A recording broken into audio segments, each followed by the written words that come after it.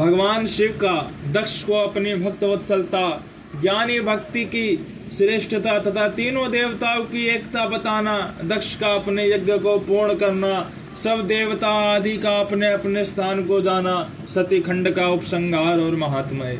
ब्रह्मा जी कहते हैं, नारद, इस प्रकार श्री विष्णु के, मेरे देवता और ऋषियों के तथा अन्य लोगों के स्तुति करने पर महादेव जी बड़े प्रसन्न हुए। फिर उन शंभु ने समस्त ऋषियों देवता आदि को कृपा दृष्टि से देखकर तथा मुझ ब्रह्मा और विष्णु का समाधान करके दक्ष से इस प्रकार कहा।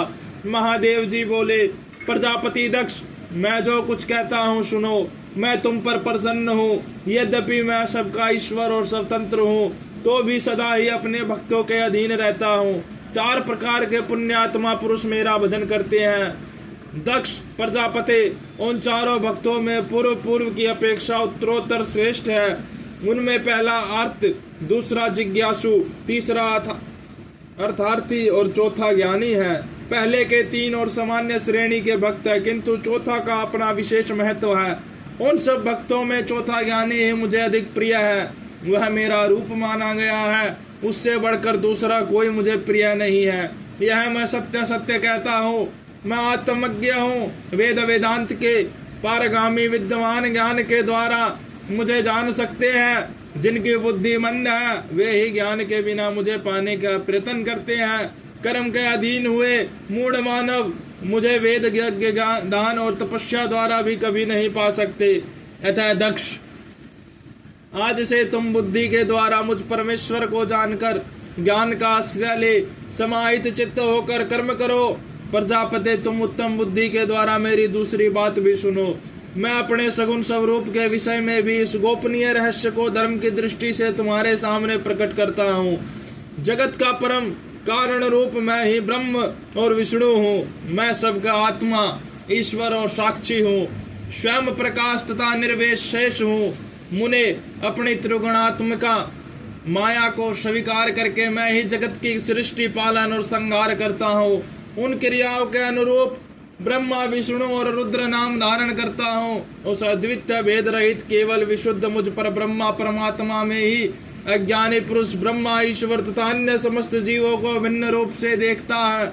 जैसे मनुष्य अपने सिर और हाथ आदि अंगों में ये मुझसे भिन्न है, ऐसी परिकीय बुद्धि कभी नहीं करता।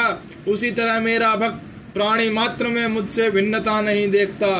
दक्ष, मैं ब्रह्मा और विष्णु तीनों स्वरूपतः एक ही है तथा हम ही संपूर्ण जीव रूप है। ऐसा समझकर जो हम तीनों देवताओं में भेद नहीं देखता, वही शांति प्राप्त करता है। जो नराधम हम तीनों देवताओं में भेद बुद्धि रखता है, वह निश्चय ही जब तक चंद्रमा और तारे रहते हैं तब तक नरक में निवास करता है। दक्ष, यदि कोई विष्णु भक्त होकर मेरी निंदा करेगा और मेरा भक्त होकर विष्णु की निंदा करेगा, तो तुम्हें दिए हुए पूर्वोक्त सारे शाप उन्हीं दोनों को प्राप्त होंगे और निश्चय ही उन्हें तत्व ज्ञान की प्राप्ति नहीं हो सकती। ब्रह्मा जी कहते हैं, मुने, भगवान महेश्वर के इस सुखदायक वचन को सुनकर सब देवता मुनि आदि को उस अवसर पर बड़ा हर्ष हुआ। कुटुंब सहित दक्ष बड़ी प्रसन्नता के साथ शिव भक्ति में तत्पर हो गया। वे देवता आदि भी शिव को ही सर्वेश्वर जानकर भगवान शिव के भजन में लग गए। जिसने जिस प्रकार परमात्मा शंभु की स्तुति की थी, उसे उसी प्रकार संतुष्ट चित्त हुए शंभु ने वर दिया। मुने, तदंतर भगवान शिव की आज्ञा पाकर प्रसन्न चित्त हुए शिव भक्त दक्ष ने शिव के ही अनुग्रह से अपना यज्ञ पूरा किया।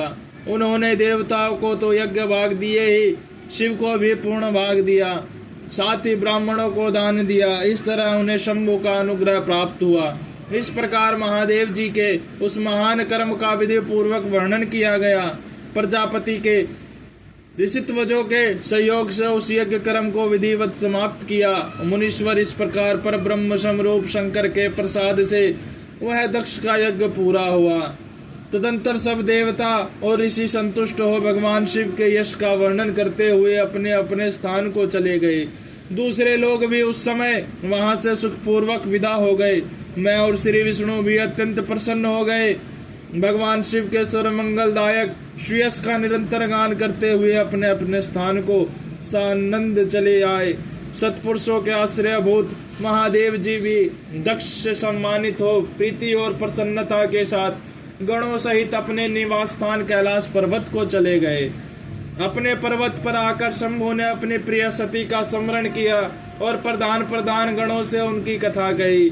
इस प्रकार दक्ष कन्या सती यज्ञ में अपने शरीर को त्याग कर फिर हिमालय की पत्नी मीना के गर्भ से उत्पन्न हुई, यह बात प्रसिद्ध है।